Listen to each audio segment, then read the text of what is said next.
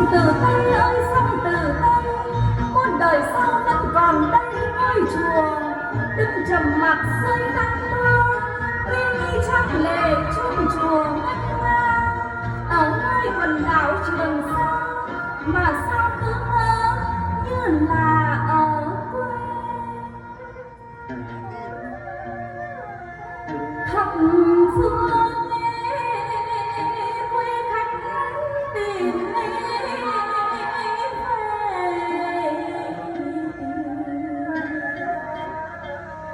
tụng kinh niệm Phật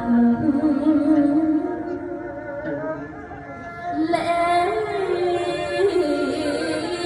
chùa dâng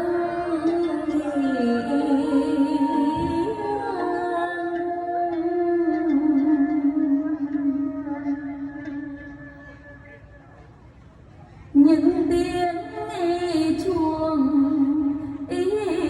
chùa ngày đêm vẫn vang lên trên sông nước bao ngàn. Ở nơi biển đảo cách xa đất liền,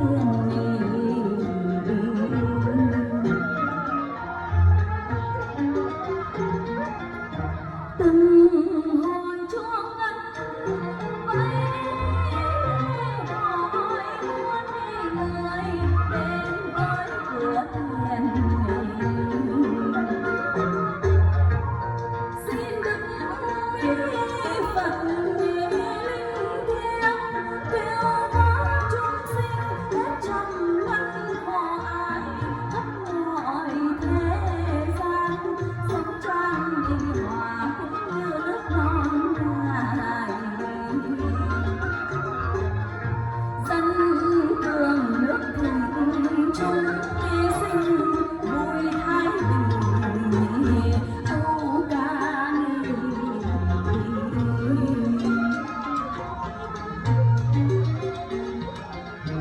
Ở ngoài Trường Sa như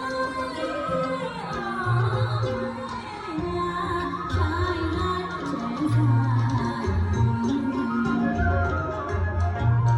nó bao biển khơi xa và nó sao trong ngôi chùa trên đảo đến ngàn đời sau vẫn vững vàng như cột mốc chủ quyền.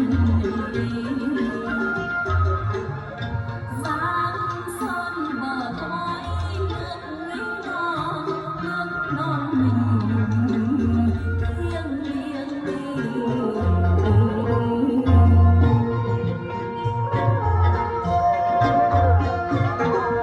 Biển là nhà, đảo là quê hương, là một phần máu xương của Tổ quốc, phải bảo vệ và giữ cho bằng được từng lãnh hải, từng dải đất biên cương.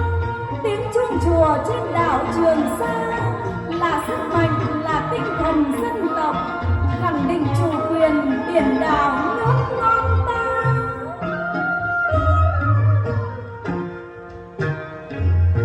Từng hồi chuông ngân nơi sông tiếng ra đi giao đắm sâu bao tâm hồn.